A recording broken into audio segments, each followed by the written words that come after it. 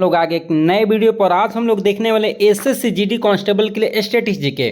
और मैं बता दूं कि स्टैटिस्टिक्स जीके आपके लिए बहुत ज़्यादा इंपॉर्टेंट है, क्योंकि कम से कम 6 से 10 क्वेश्चन तो यहाँ से आने ही आने वाले हैं।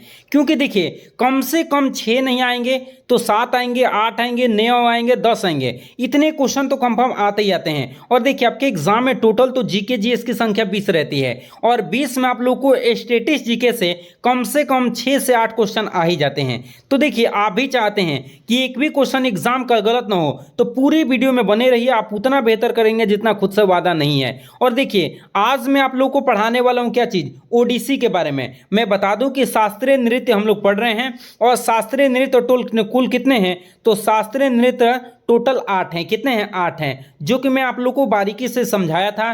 पिछले क्लास को आपने नहीं देखा है तो सबसे पहले उस वीडियो को देख के आइए, क्योंकि मैं शास्त्रीय नृत्य के बारे में बहुत डिटेल मैंने पढ़ाया है। चलिए मैं जल्दी जल्दी दिखा देता हूं क्या मैं आप लोग को पढ़ा चुका हूं।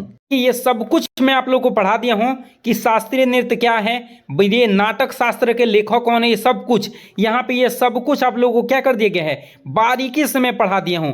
बिल्कुल एक एक पॉइंट आप लोग को समझाया हूं। भी आप लोग को मैं बताया था कि शास्त्रीय नृत्य की संख्या कुल कितनी है, टोटल 8 है, जिसमें हम लोग सबसे पहला पढ़े हैं कौन सा, भरतनाट्यम, जो कि सबसे पुराना है और ये कहाँ का है, तमिलनाडु का है। बारीकी से मैं पढ़ाया हूं। और आज हम लोग जो पढ़ने वाले नृत्य के बारे में, ओडिसी के बारे में पढ़ने वाले हैं। ये सब कुछ आपने नहीं देखा है तो सबसे पहले पिछले वीडियो को आप देखिए, और तब जाके इस वीडियो को देखिए। आप निश्चित बेहतर करने वाले हैं, और उतना बेहतर करेंगे जितना खुद से वादा नहीं है। भरतनाट्यम के बारे में डिटेल में पढ़ा रखा हूं, आप नहीं देखे हैं तो देख के आइए। जो हम लोग शुरू करने वाले हैं वो शुरू करने वाले हैं ओडिसी नृत्य। और ओडिसी नृत्य भी बहुत ज़्यादा इंपॉर्टेंट है, क्योंकि देखिए, कम से कम मैं बताया ना कि 6 से 8 क्वेश्चन आएंगे, जिसमें से 2 तो क्वेश्चन नृत्य से रहेंगे। नृत्य से संबंधित हर साल क्वेश्चन आते हैं, और एक भी गलत ना हो, इसलिए बारीकी से समझते हुए चलिए और प्रॉपर नोट्स बनाते हुए चलिएगा। चलिए, तो ओडिसी नृत्य के बारे में हम लोग शुरू करते हैं। तो देखिए, पहला पॉइंट क्या है कि गुरु पंकज चरण दास को ओडिसी नृत्य का जनक कहा जाता है। ये बहुत इंपॉर्टेंट पॉइंट है। देखिए, एग्जाम में पूछ देगा कि ये बताइए कि ओडिसी नृत्य के जनक किसे जाना जाता है, तो आपको याद रखना है गुरु पंकज चरण दास को हम लोग क्या करते हैं, ओडिसी नृत्य के जनक के नाम से क्या करते हैं, जानते हैं। ये क्वेश्चन अगर पूछेगा तो आप लोग बता सकते हैं इसका आंसर। और दूसरा पूछेगा क्या कि ओडिसी जो है उसका संबंध किससे है, तो आपको याद रखना है भगवान कृष्ण से संबंधित है। याद रखिएगा कि ओडिसी जो है, मैंने आप लोग को इसके पिछले में भरतनाट्यम का संबंध किस भगवान से है, इसका आंसर कमेंट में जरूर बताइए। देखिए, आप लोग बारीकी से पढ़ रहे होंगे तो जरूर इसका आंसर देंगे। प्रॉपर देखिए, प्रॉपर वीडियो को वॉच करते हुए चलेंगे ना तो एग्जाम का एक भी क्वेश्चन नहीं छूटेगा, ये मेरा वादा है। ठीक है, तो आप लोग को ये याद रख लेना है कि किस भगवान से संबंधित है, तो ओडिसी नृत्य जो है वो भगवान कृष्ण से क्या है, संबंधित है। और देखिए, ये भी दोनों पॉइंट इंपॉर्टेंट है।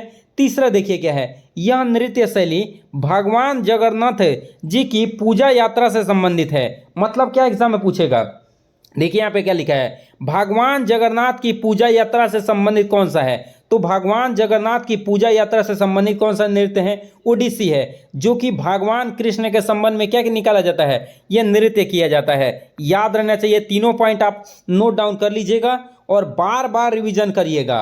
अगले पे आ जाते हैं। अगला देखिए पॉइंट क्या है, अगला पॉइंट है कि यह त्रिभंग मुद्रा में किया जाता है। त्रिभंग मुद्रा मतलब एक हाथ इधर रहेगा, एक हाथ इधर, एक पैर उठा रहेगा। समझते हैं ना, जब डांस किया जाता है ना तो त्रिभंग मुद्रा में किया जाता है। दोनों हाथ का डिजाइन अलग रहेगा और पैर का डिजाइन अलग रहेगा, और उसी को हम लोग क्या बोलते हैं, त्रिभंग मुद्रा।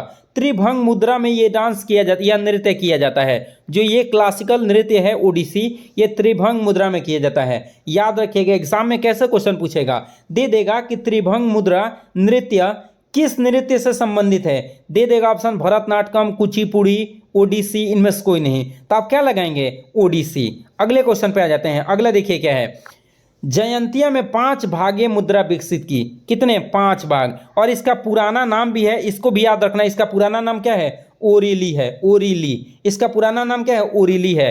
भूलना नहीं है, पूछ देगा कि इसके पुराना नाम क्या है, तो ओरिली है। ये बहुत इंपॉर्टेंट है। अगला देखिए क्या है, इसकी शुरुआत जो होती है वो मंगलाचरण से होती है। मैं आप लोगों से पूछना चाहता हूं कि देखिए, मैं आप लोग बता भी देता हूं कि भरतनाट्यम जो है वो समाप्त किस पे होती है, तिलाना पे। समाप्त कहाँ पे होती है? तिल्लाना पे। लेकिन शुरुआत किससे होती है, इसका आंसर आप लोग कमेंट में बताइए। देखिए ये शुरुआत तिलाना से तो खत्म होती है भरतनाट्यम, लेकिन शुरुआत किससे होती है ये जरूर आप लोग कमेंट में बताइएगा। और ये देखिए ओडिसी जो है, ओडिसी नृत्य जो है मंगलाचरण से क्या होती है? शुरू होती है, और मोक्ष पर जाके क्या होती है? अंत होती है। ये दोनों पॉइंट बहुत ज्यादा इंपॉर्टेंट है, ये कई बार पूछा गया एसएससी के एग्जाम में। क्या पूछ देगा कि ओडिसी नृत्य जो है उसकी शुरुआत कहां से होती है? तो मंगलाचरण से, और अंत कहां से होती है? तो मोक्ष पर। कहां पे? मोक्ष पे होती है। बहुत इंपॉर्टेंट है। और याद रखना है कि मंगलाचरण जो है वो पृथ्वी माता को पुष्प समर्पित अर्पित किया जाता है। पहले क्या किया जाता है? जब प्रारंभ किया जाता है ना ये नृत्य, जिसमें मंगलाचरण से आरंभ किया जाता है, जिसमें क्या किया जाता है? जिस नृत्य के द्वारा ये नृत्य शुरू किया जाता है, उस नृत्य के द्वारा पृथ्वी माता को पुष्प क्या किया जाता है? अर्पित किया जाता है। और मोक्ष क्या? थारिथम नृत्य से संबंधित है, याद रखिएगा।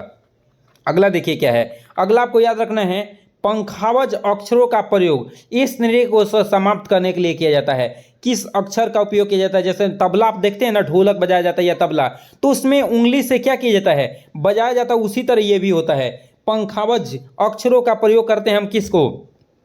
ओडिसी नृत्य को खत्म करने के लिए। बहुत ज्यादा इंपॉर्टेंट है। देखिए याद रखना है कि नृत्य के उदाहरण आपको याद रखना है। ये इनकी उदाहरण कहाँ से हमें मिलती है? तो उदयगिरी और खंडगिरी गुफा से हमको क्या इसका प्रमाण मिलता है? किसका प्रमाण मिलता है?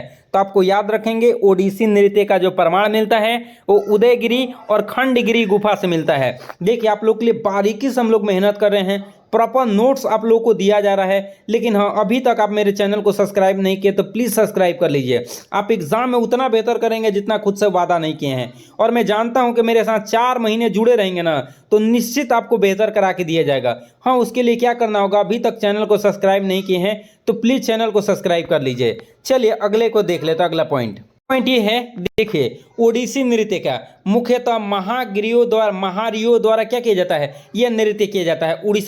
ओडिसी जो नृत्य है वो महारियों के द्वारा किया जाता है। एग्जाम में पूछा जाता है, और ये बहुत इंपॉर्टेंट पॉइंट है। पूछ देगा कि ओडिसी जो नृत्य है वो किसके द्वारा किया जाता है? तो महारियों के द्वारा। किसके द्वारा? महारियों के द्वारा ये नृत्य किया जाता है। बहुत इंपॉर्टेंट है। और नृत्यांग शरीर से जटिल और जातिमीय पैटर्न पर बनाए जाते हैं, जिसे हम लोग क्या कहते हैं? सचल मूर्ति के नाम से जानते हैं। किस नाम से? सचल मूर्ति के नाम से क्या करते हैं? जानते हैं। अगला देखिए, यह नृत्य जो है वो जल तत्व का प्रतीक है।